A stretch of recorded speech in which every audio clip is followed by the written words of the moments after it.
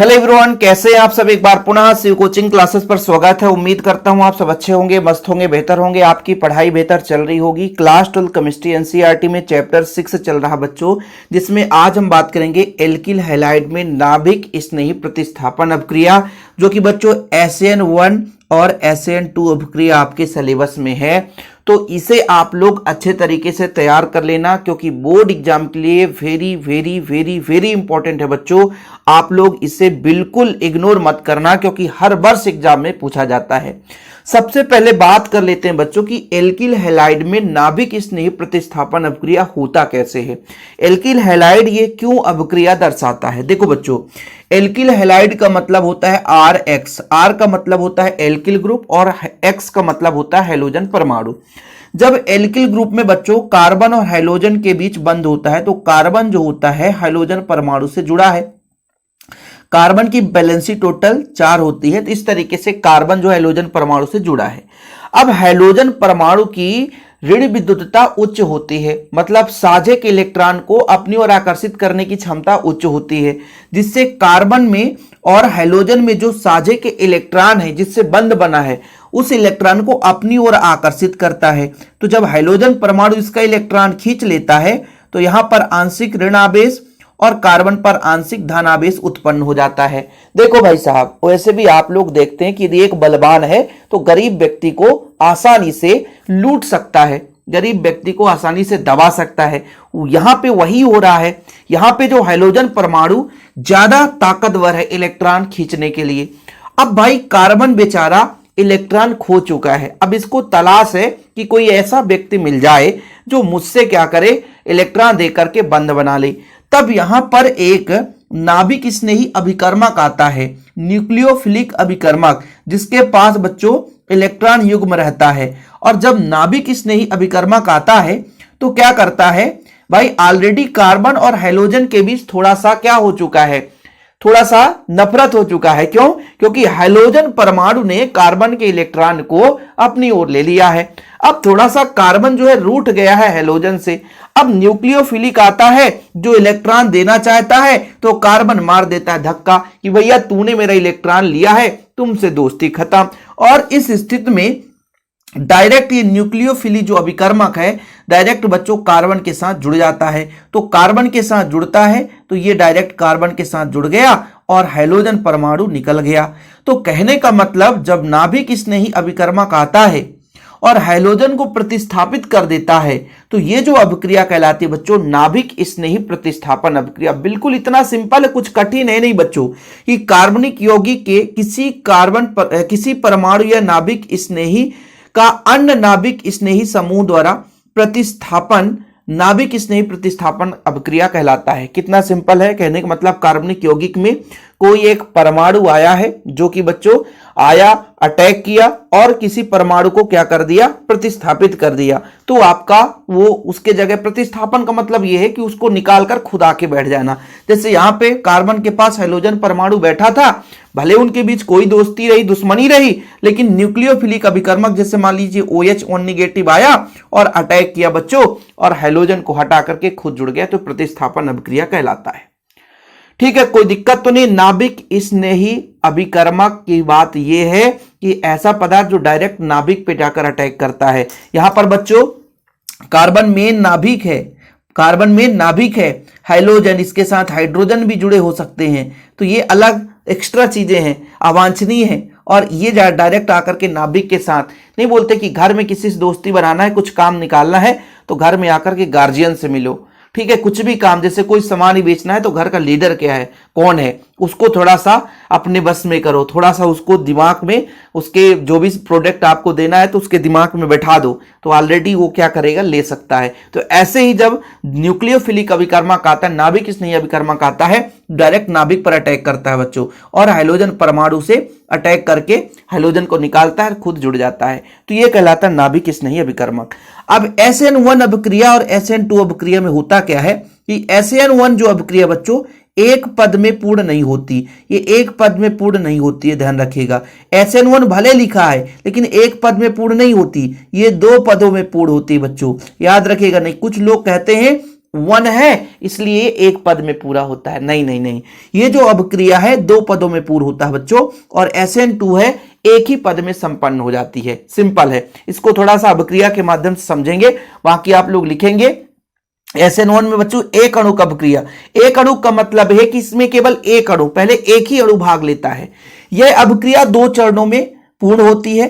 पहले पद में एल्किल हैलाइड बंध का विदलन होता है और कार्बोकेटायन बनता है। यह क्रिया मंद गति से होती है। द्वितीय पद में कार्बोकेटायन न्यूक्लियोफिलिक अभिकर्मक से शीघ्रता से क्रिया करके उत्पाद बनाता है। एक अणु का मतलब यह है बच्चों कि इसमें एक अणु भाग लेता है। देखो एक अणु का मतलब यह है, देखो भाई साहब, ये आपका एल्किल है और इसके साथ X जुड़ा है, एल्किल हैलाइड है। अब बच्चों आप सबको पता है कि ये पहले पद में क्या करेगा, ये टूटेगा। ये टूटेगा, कैसे टूटेगा भाई, मैंने आपको बताया था कि जो हाइड्रोजन परमाणु है ये कार्बन के इलेक्ट्रॉन को अपनी ओर खींचता है। जब अपनी ओर खींचता है तो भाई साहब कार्बन मारेगा धक्का, बोलेगा भैया तेरे से अब दोस्ती नहीं करूंगा। इसलिए आपका बच्चों कार्बन पे जो यहां पे प्लस चार्ज आ जाएगा और बच्चों प्लस करके हाइड्रोजन पर माइनस चार्ज आ जाएगा। समझने की कोशिश करिएगा। RX है, इसमें बंध का विदलन हो रहा है, जो बंध बना है बच्चों उसमें विदलन हो रहा है। विदलन का मतलब टूटना। जैसे मान लीजिए कोई भी आपके पास यौगिक है जिसमें यहां पे कहता हूं कि CH3 और X है, ठीक है। X के जगह बच्चों या करके मैं इसको ऐसा भी लिख सकता था CH3Cl है। अब इसमें बंध जब विदलन होगा तो होगा बच्चों क्या, इस CH3 प्लस हो जाएगा, ठीक है, बंध बनाएगा और प्लस करके बच्चों Cl1 निगेटिव हो गया। अब इसमें हुआ क्या है, हाइड्रोजन परमाणु ने कार्बन के इलेक्ट्रॉन को अपनी ओर खींच लिया है। हाइड्रोजन परमाणु कार्बन के इलेक्ट्रॉन को अपनी ओर खींच लिया है। ये बंध बनाने के लिए बनाया हो, नहीं तो कह दो सर ये क्या बना दिए। और ये दूसरे स्टेप में होता है फिर कि CH3 प्लस था, इसमें कोई मान लीजिए OH निगेटिव आयन आया और ये डायरेक्ट क्रिया करके CH3OH बना लिया।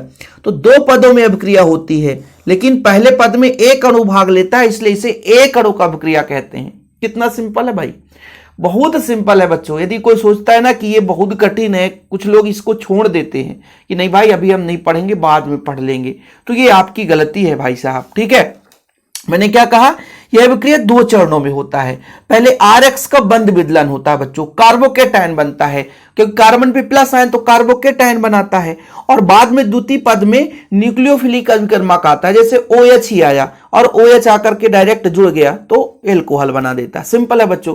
जैसे यहां पर आप देख सकते हैं कि RX से बंध विदलन तो R पॉजिटिव X निगेटिव हो गया बच्चों, और इसी के पास OH निगेटिव आया तो ROH बना दिया।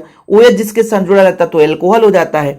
तो पहले मंद गति से होती है, फिर तीव्र गति से होती है, और ये 2 चरणों में पूर्ण होता है अभिक्रिया। और अभिक्रिया में जब स्टार्टिंग होता है बच्चों तो एक अणु भाग लेता है, इसलिए इसे एक अणु का अभिक्रिया कहते हैं। याद रखिएगा, नोट डाउन भी करते चले। बाकी जिन बच्चों को नोट्स लेना है कि नहीं सर मुझे नोट्स चाहिए, तो कांटेक्ट नंबर आप मेरा नोट कर लो भाई, 9685299149 9685299149 मेरा बच्चों पर्सनल नंबर है। व्हाट्सएप में आप कांटेक्ट कर सकते हैं। एक छोटा सा अमाउंट लिया जाता है लेकिन प्रॉपर रूप से नोट्स दिए जाते हैं। अब बात कर लेते हैं SN2 यानी द्वि अणु का अभिक्रिया। द्वि अणु में मतलब सीधा का सीधा 2 अणु भाग लेगा और एक संक्रमण अवस्था बनाता है और शीघ्र ही परिवर्तित होकर के कोई यौगिक बना देता है। सिंपल और कुछ भी नहीं है बच्चों। SN2 अभिक्रिया का मतलब है द्वि अणु का अभिक्रिया, क्योंकि इस विधि में जो अभिक्रिया है एक ही पद में संपन्न हो जाती है और 2 अणु भाग लेते हैं बच्चों। जैसे मैंने कहा कि आपका RX है बच्चों, और इसमें कोई न्यूक्लियोफिलिक आया, जैसे OH निगेटिव आया, तो डायरेक्ट बच्चों जब ये क्रिया करता है तो मान लीजिए ये R है ना, तो RX हो गया और यहां पे आपका हो जाता है OH। तो ये आपका बच्चों एक, ठीक है, माध्यमिक यौगिक बनाता है। और इस स्थिति में यहां भी नेगेटिव आयन रहेगा, यहां भी नेगेटिव आयन रहेगा, और फिर तुरंत बहुत ही तीव्रता के साथ इसको अलग कर देता है बच्चों, तो ROH बन जाता है और X जो है वो अलग हो जाता है। ये एक ही पद में संपन्न हो जाती है, बिल्कुल अलग नहीं होता है, ठीक है। जैसे यहां पर आप एग्जाम्पल देख सकते हैं कि जैसे मान लीजिए RX था बच्चों, OH के साथ जुड़ गया, इस पर आंशिक ऋण, यहां पे भी आंशिक ऋण होता है, और अगले स्टेप में तीव्र तुरंत ही बच्चों X निगेटिव को अलग कर देता है तो ROH बन जाता है। तो जो SN2 अभिक्रिया है, SN2 अभिक्रिया नाभिक स्नेही अभिक्रिया, तो समझ गए भाई साहब कि डायरेक्ट जब कोई अभिकर्मक नाभिक पे जाकर अटैक करता है तो नाभिक स्नेही प्रतिस्थापन अभिक्रिया करता है, यानी हेलोजन परमाणु को निकाल करके स्वयं जुड़ जाता है। जैसे यहां पर OH1 निगेटिव है ना, OH1 निगेटिव है, ये आपका नाभिक स्नेही अभिकर्मक है बच्चों। ये RX मतलब एल्किल हैलाइड के पास गया और डायरेक्ट पहले एक संक्रमण अवस्था का संरचना बनाता है और शीघ्र ही एल्कोहल में परिवर्तित हो जाता है।